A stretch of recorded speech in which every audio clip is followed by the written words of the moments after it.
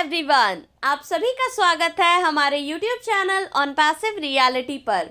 अगर आप हमारे चैनल पर नए हैं और अब तक हमारे चैनल को सब्सक्राइब नहीं किया है तो जल्दी से सब्सक्राइब कर ले और बेल आइकन भी प्रेस कर दे ताकि मेरी वीडियो की नोटिफिकेशन आप तक पहले पहुंचे।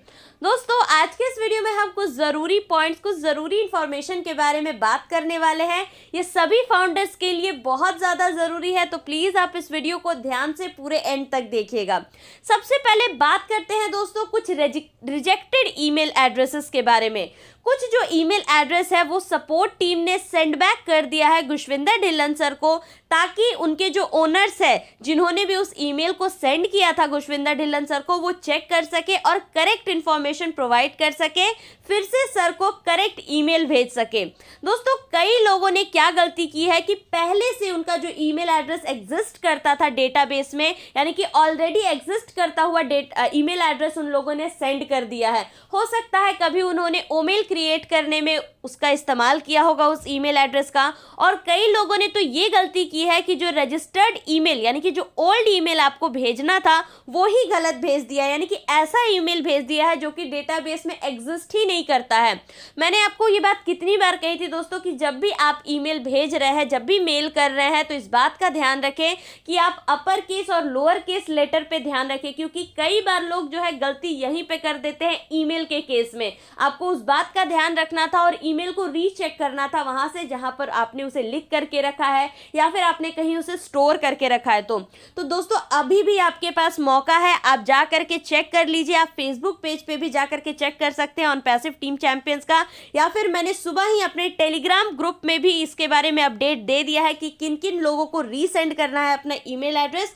तो आप जा करके दोनों में से किसी भी जगह पर चेक कर सकते हैं और दोबारा से जो करेक्ट इंफॉर्मेशन है वो प्रोवाइड कर सकते हैं गुशविंदर ढिल्लन सर को, ताकि जल्द से जल्द आपका जो ईमेल है वो चेंज हो सके। क्योंकि दोस्तों फिर उसके बाद अगर ये बंद हो गया ओटीपी का, जैसा कि आप सभी को मैंने कल ही बताया था कि ये बंद होने वाला है, तो उससे पहले ही आप ठीक करवा लें, नहीं तो फिर दोबारा कभी भी आप अपने ईमेल को चेंज नहीं कर पाएंगे। और एक बात दोस्तों, बैक ऑफिस जो है वो आप डेली लॉगिन करें, एटलीस्ट दिन भर में एक बार तो ज़रूर से लॉगिन कीजिए, क्योंकि ये बहुत ज़्यादा ज़रूरी हो जाता है। लीडरशिप काउंसिल में आपको डेली नए नए अपडेट्स देखने को मिलते हैं। हर एक चीज़ जो अब आने वाले आप दिनों में देखेंगे, बहुत कुछ नया हो रहा है। और हमारा जो मार्केटिंग कैंपेन है वो भी बहुत जल्द स्टार्ट होने वाला है। नेक्स्ट वीक में ऐश मुफारा के आने के पूरे चांसेस है, वो आएंगे और आकर के हमें बाकी की जो भी अपडेट्स है वो बताएंगे। हो सकता है वो मार्केटिंग कैंपेन के बारे में भी और भी सारी हमें अपडेट्स दे। सो ये ज़रूरी हो जाता है दोस्तों कि आप बैक ऑफिस को जल्द से जल्द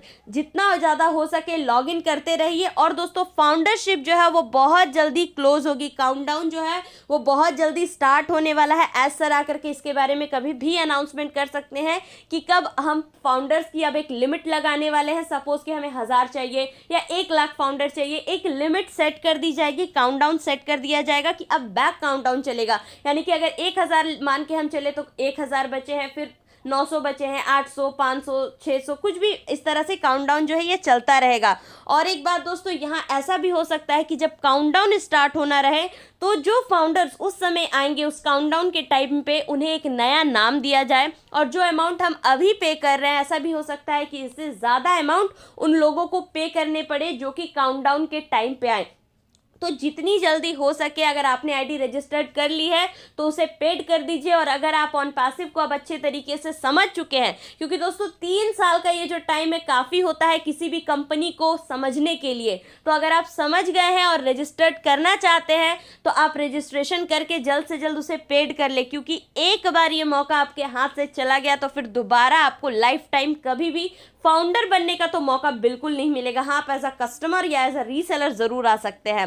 अब बात करते हैं दोस्तों जिनको ओमेल का एक्सेस मिल गया है और जिनको मिलने वाला है, तो ओमेल का अकाउंट क्रिएट करते समय आपको कुछ चीज़ों का ध्यान रखना है कि जब आप ओमेल को क्रिएट करने जाएंगे तो वहाँ पे आप देखेंगे कि आपका जो ईमेल एड्रेस है रजिस्टर्ड ऑन पैसिव में, वो वहाँ पे ऑटोमेटिकली आप देखेंगे कि फीड हो जाता है। सपोज मेरा sneha.singh@gmail.com है रजिस्टर्ड, तो वहाँ पे वो ऑलरेडी फीड हो जाएगा। अगर आपको सेम ही रखना है आपका ओमेल भी, तो फिर आप कंटिन्यू पे क्लिक करके आगे बढ़ सकते हैं, तो वही ईमेल एड्रेस जो है आपका ओमेल में भी क्रिएट हो जाएगा। लेकिन अगर आपको उसे चेंज करना है, आप सपोज उसे नहीं रखना चाहते, आप चाहते हैं कि sneha12@omail.ai रहे, तो वहाँ पे बॉक्स में आपको जो प्रोवाइडेड रहता है आपको लिखना पड़ेगा ये चीज़ कि sneha12 और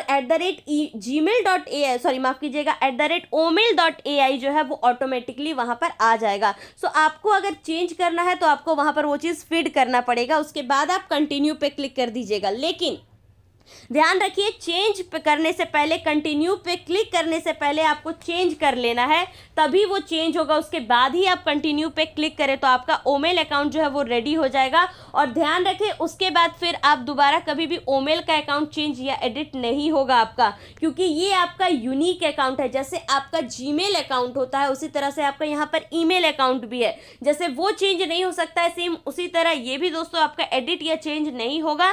तो जब भी आपको एक्सेस मिल रहा है, अगर अभी मिलने वाला है, तो आप इस बात का ध्यान रखें कि जो आप फीड कर रहे हैं या अगर वही रखना चाहते हैं तो उस बात पे ध्यान रखें और उसके बाद ही कंटिन्यू पे क्लिक करें।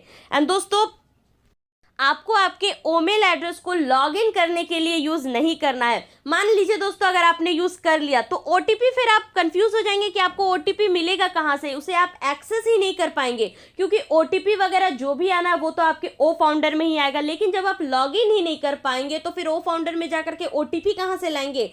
सो लॉगिन करने के लिए दोस्तों आप प्लीज़ ओमेल का इस्तेमाल मत कीजिए। ये जो है आपका सिर्फ और सिर्फ आप उसे बैक ऑफिस में ही यूज़ कीजिए, वहाँ पर सारे फाउंडर्स जो है प्रोडक्ट के टेस्टिंग के लिए है। सो आप वहीं पे उन चीज़ों का इस्तेमाल कीजिए, किसी को ओमेल भेजने के लिए, किसी से ईमेल भेजने के लिए, किसी से ईमेल लेने के लिए, मैसेज रिसीव करने के लिए। इसे कहीं और आप बाहर इस्तेमाल मत कीजिए, या फिर किसी भी वेबसाइट, किसी भी आप ऐप पे इसका इस्तेमाल मत कीजिए, क्योंकि ये जो है अभी सिर्फ टेस्टिंग के लिए आपको दी गई है। कहीं पे साइन इन वगैरह करने के लिए आपको इसका इस्तेमाल नहीं करना है किसी अदर प्लेटफॉर्म पे। अगर आप ओमेल का यूज़ करना चाहते हैं तो आप उसे सिर्फ और सिर्फ ओ फाउंडर में ही इस्तेमाल करिए, क्योंकि अभी जो है इसका टेस्टिंग फेज चल रहा है और हम एज अ फाउंडर इसकी बेटा टेस्टिंग कर रहे हैं।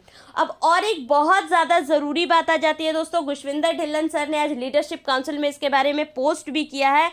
आप अपने ईमेल को ज़रूर से सिक्योर कर लीजिए, क्योंकि ईमेल ही आपका चाबी है ऑन पैसिव को अनलॉक करने का। तो अगर आप आप रजिस्ट्रेशन करने जा रहे हैं, नए फाउंडर बनने जा रहे हैं, तो उससे पहले जो ईमेल एड्रेस आपने क्रिएट किया है उसमें एक रिकवरी ईमेल और एक रिकवरी नंबर ज़रूर से ऐड कर दें। या फिर अगर आप फाउंडर बन चुके हैं, ओल्ड फाउंडर है, न्यू फाउंडर है, डजेंट मैटर, आप एक रिकवरी ईमेल और एक रिकवरी नंबर ज़रूर से सेट कर दीजिए, ताकि इन फ्यूचर अगर कुछ भी होता है, अगर आप भूल भी जाते हैं अपने ईमेल एड्रेस को, तो आप उस रिकवरी वाले ऑप्शन से उसे दोबारा से एक्सेस कर पाएंगे। सो इस बात का आप ज़रूर से ध्यान रखिएगा और एक रिकवरी ईमेल और नंबर सेंड कर दीजिएगा, क्योंकि ईमेल ही आपकी चाबी है दोस्तों ऑन पैसिव को अनलॉक करने के लिए। तो इस बात का आप ध्यान रखिएगा। और दोस्तों, जिन लोगों के भी रिजेक्ट हुए हैं ईमेल, वो प्लीज़ जा करके चेक कर लीजिए, क्योंकि फिर ये मौका आपको नहीं मिलेगा। अगर आपका रिजेक्ट हो गया है तो आप वापस से सही क्रीडेंशियल्स वहाँ पर फीड करके वापस से गुशविंदर ढिल्लन सर को मेल कर दीजिए। आई होप आप सभी को आज का ये वीडियो अच्छा लगा हो। ऐसे ही लेटेस्ट अपडेट्स के बारे में जानने के लिए आप हमारे टेलीग्राम ग्रुप को ज्वाइन कर सकते हैं, लिंक मैंने डिस्क्रिप्शन में दे दिया है। We are in it to win it. Thank you so much for watching the video.